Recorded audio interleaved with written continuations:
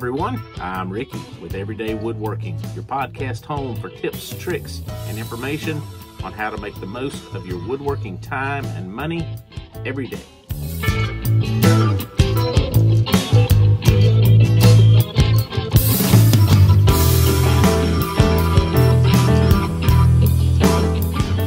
Well, hey, welcome back everybody to another week of Everyday Woodworking. If you're watching the YouTube version of this, then you'll notice I'm doing something a little different here. I'm sitting here in my studio environment with my headphones on and all that. It's pretty, I think it's pretty cool. I like this.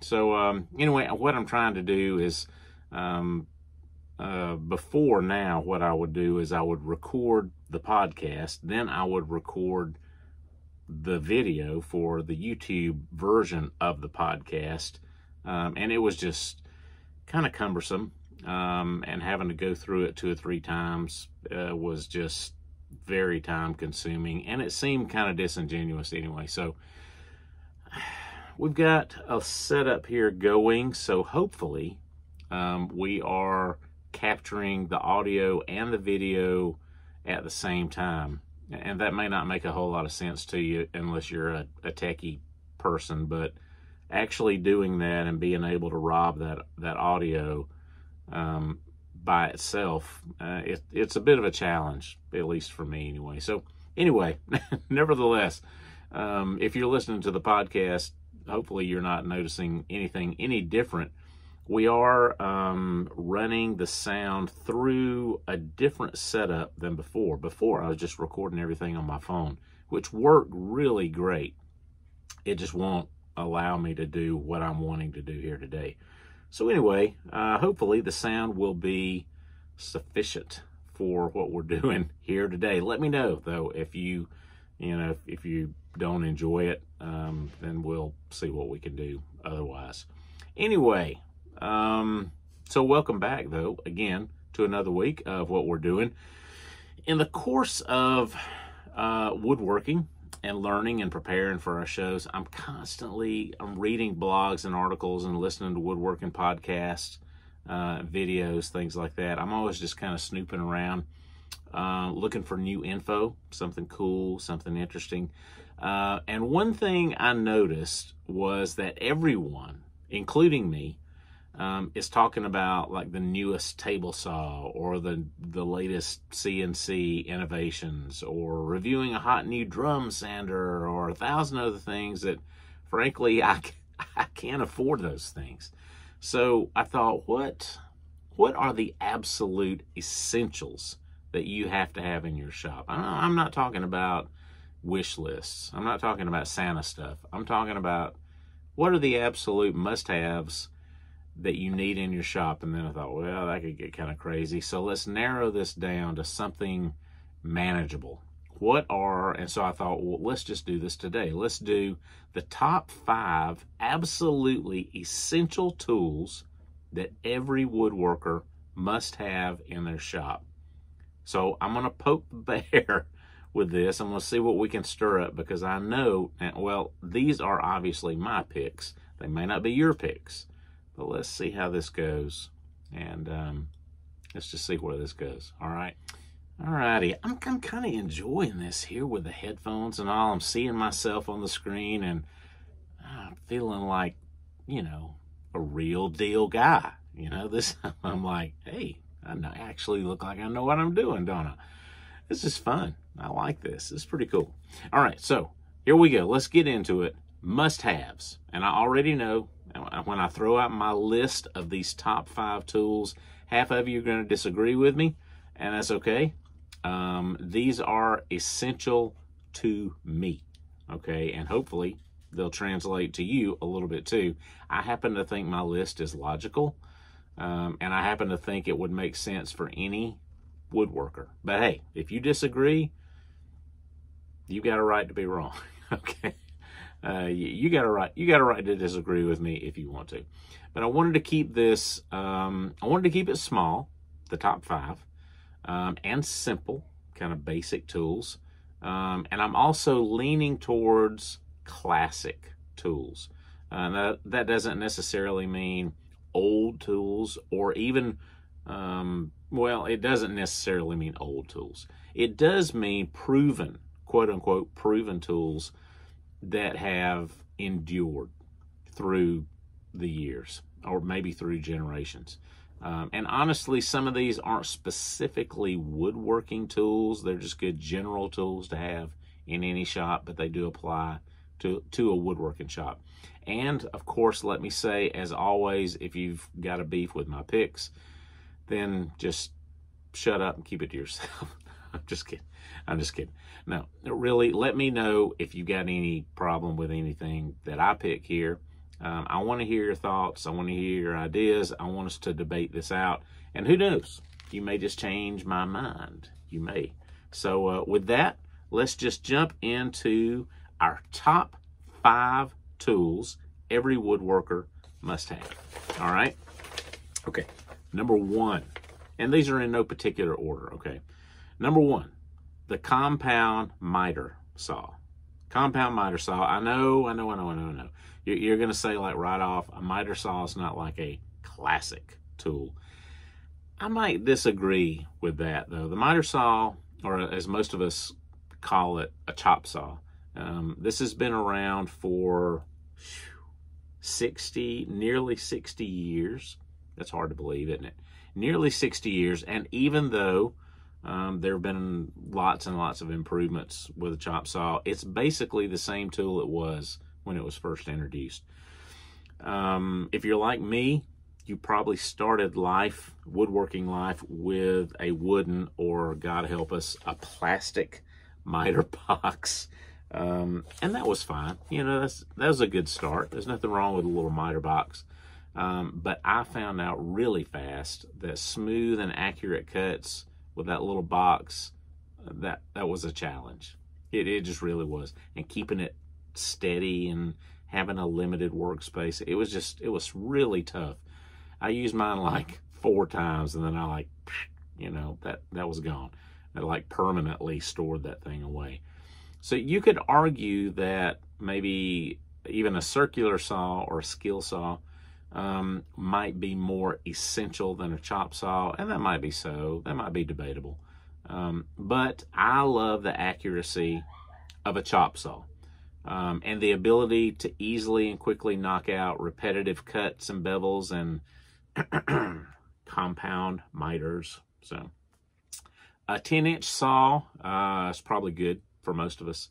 Most common task, but the addition, if you can get one with a slider, that vastly increases your ability to tackle those wide boards. Because with a 10-inch saw, it really limits what you can do with it, especially on an angle. A laser guide really makes life easier for close cuts. I would definitely recommend getting something with a laser guide if you can. Brands, I've been using my Ryobi 10-inch, and it's not a slider, just a basic 10-inch chop saw for over 5 years now, and it's a rock. I mean, I love it. I absolutely love it. It's cheap. It's pretty dependable, fairly accurate for the price. I can't complain. A few other brands I would consider would be a Rigid, which is going to probably be a good bit more. A DeWalt would be a good step up. And the Bauer brand over at Harbor Freight. You know I like Harbor Freight. So the Bauer chop saw is also as good as the Ryobi, in my opinion. So I'll leave some links in the show notes, and maybe that'll help lead you in the right direction if you need to get a good chop saw. Number 2, random orbital sander. You must have a sander, right? Or some people call it a random orbit sander. I don't know. I think the random orbital sander is really technically the correct term, but you could just call it a random orbit sander. That's usually what I'm doing. As you break down lumber, you are obviously going to need something to knock off the edges or smooth out rough patches. You could do it with a piece of sandpaper and some elbow grease, and I have. You can do it, and it can be slow, and it's tedious, and frankly, a power sander of some sort can just, frankly, be a lifesaver if you got a lot of sanding to knock out. Why a random orbital sander?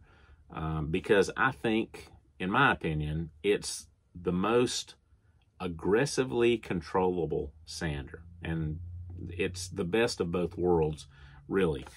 It's a perfect balance between something like a belt sander, which can be really aggressive, and a finish sander, which can be really delicate, or something like a little palm sander. It can be pretty delicate, so that might not be enough. And like with me working with a lot of reclaimed wood, sometimes a finish sander is just not enough. I used a palm sander for a long time. It's just, in some cases, it's just not aggressive enough. So in my opinion, a random orbit sander, it's the best of both worlds. If I'm like hitting the edges, knocking the edges off like a little fresh 1x, or knocking something off on a reclaimed wood barn door, the thing hangs in there for pretty much anything I need. It can be sweet, but it can be ugly if you want it to be. So when you get one, if you don't have one, definitely look for one you can hook a shop vac up to. This is something that I've recently started doing, and I am, man, it's well worth the effort to do that. They are going to generate a lot of fine, which translates to dangerous wood dust. Weight is also a big factor, so keep that in mind when you're shopping for one. Again, I prefer my Ryobi. I've been using that for years, or I've been using that model for years. We run through them pretty fast, and that's just the nature of them. But this thing is pretty much a hoss. And I've been using, like I said, I've been using this model for years, just the basic Ryobi handheld corded random orbital sander. As I said, we tried the palm sander before, but I would burn up the bearings in those in just a few weeks, so it's just not made for the rough stuff. Any brand really is, I think, is a good brand in these. The Ryobi is just the one that we happen to use a lot. I would be fine with buying something like a Rigid or a Makita. Somebody's given us a Makita before, and I like it pretty good. The bearings wore out on it, though, which they always do. But any of those three, I think, would be affordable, tough, and relatively quiet. All right, number 3. I can see, if you're watching the video, you can see the sun is making its way across here in front of me. Whoop, whoop, whoop. I've got some cardboard stuff up in front of me. It's just not, yeah. Anyway, I think it'll be okay. I don't think it's going to get on my face. If it does, we'll stop and do something. All right, number 3, a hammer. And that may seem kind of silly to like add a hammer to this discussion, because I mean, like, you may be thinking like a hammer is a hammer, right? Not exactly, though, at least not to me anyway. A hammer is something, this is one of those things that everybody has, and everybody's got like at least one, but not everybody has a good hammer. And I'm talking about a hammer that you'll like pass down to your son, that kind of hammer. Those hammers are the hammers that made the hammer the all-around, do-it-all, never be without hand tool. I mean, it's just, it is a must-have. It doesn't matter what kind of shop you have. The little cheapies that you see like at the gas station or the grocery store, please, come on. Come on. I've got like 17 hammers scattered around my house. Outbuildings, in my truck, in the carport. I mean, they're just great to have. But I will say this, my main hammer has its own home, and it shall never be removed from that place. This is the holy place right there for the hammer. And that's because this guy is indispensable. As a woodworker, I use my hammer to, I drive nails, of course, with it. I might put brads in. I might hang pictures. I'll pull nails. I'll tighten joints. I'll straighten nails. I use it every single day. It doesn't matter what I'm doing. I'm using my hammer for something. Now, for me, my S-Wing 16-ounce framing hammer, this is the quintessential hammer. Smooth face, solid steel, comfortable grip, not too heavy, not too light. It's like the Goldilocks hammer. It's just right. If you don't have one, then something's wrong. Get one.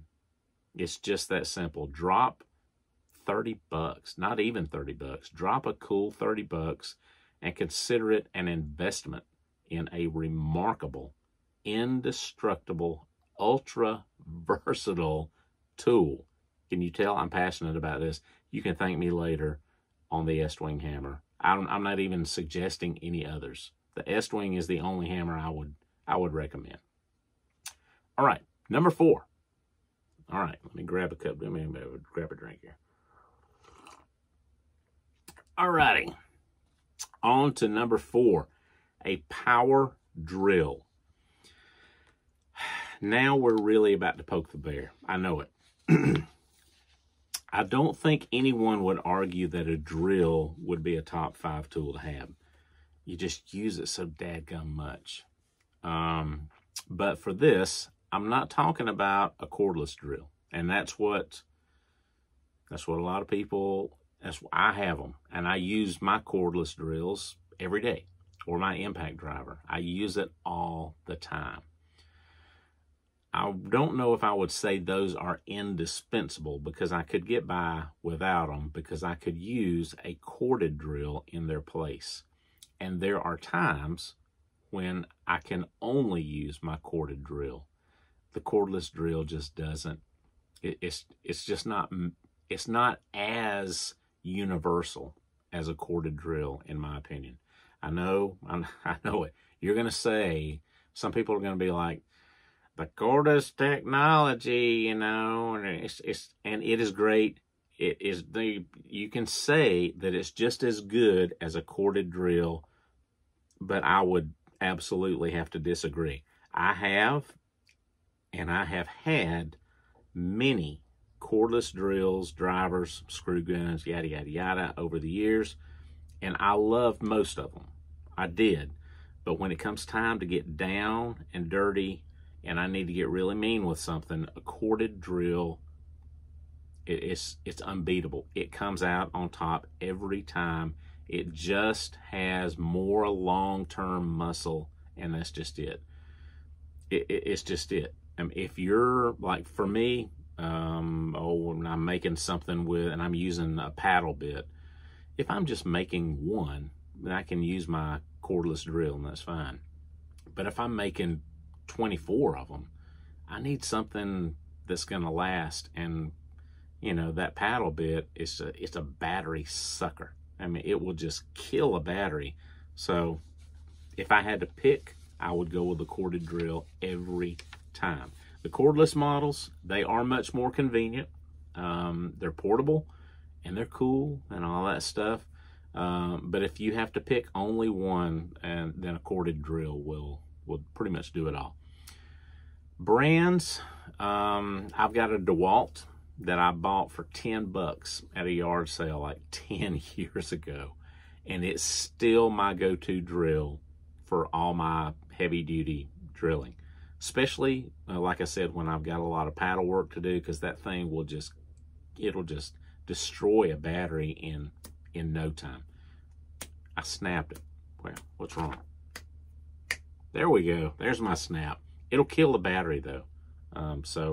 Definitely the DeWalt is something that I continue to use all the time. Before that, I had an old Ryobi drill back when Ryobi was blue.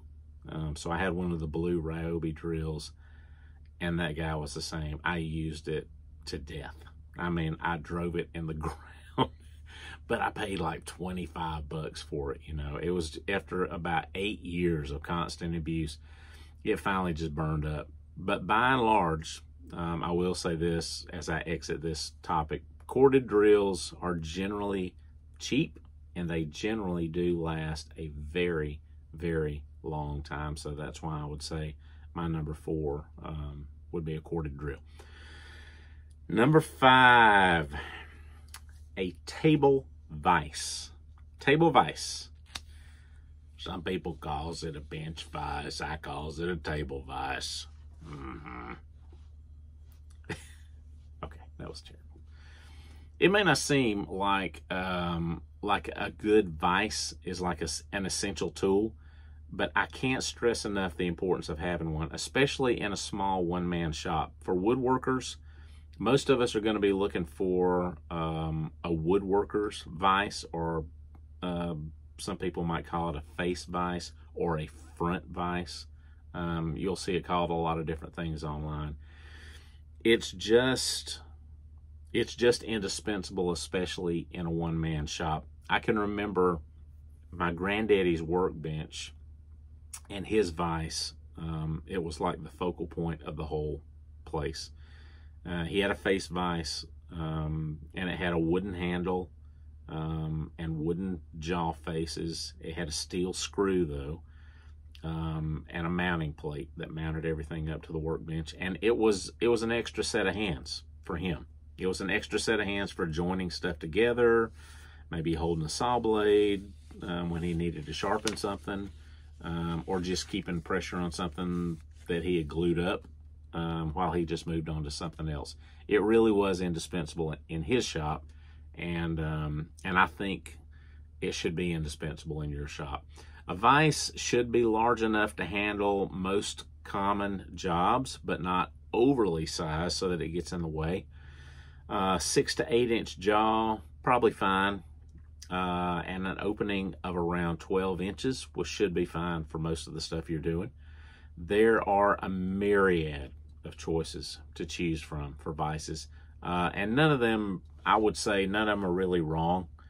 As long as you make sure the surfaces are protected so they don't mar the wood.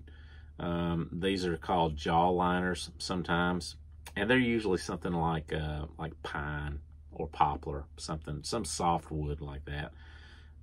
Where can you find a woodworker's vise these days? Well, Rockler's got a really nice one. They call it a front vise. It's about $150, which is about normal for something decent. I'll leave a link again at the bottom of this. Grizzly, they've got a couple available. You can always look on Amazon too and roll the dice. I found a good one on there for a couple $100. And you might find a decent one at something like Home Depot or Lowe's. You probably won't find one in the store though, but you can probably get one online. All right, bam, that's it. Let's I can't believe we did that fast. That went really fast. All right, that's it. Bam, that was fast. I would have to confess, it was really hard to pick just 5 tools for this. I mean, I'd say we could easily expand this to include things like a good tape measure, a speed square, a jigsaw, because a bandsaw was kind of a luxury. A jigsaw would cover most of that ground for you. A good handsaw and the ability to use it. A set of clamps, a good workbench, and we could really keep going. So many great tools that have a place in our small shops, but I think this gives us a really good start. I think it is a pretty good start.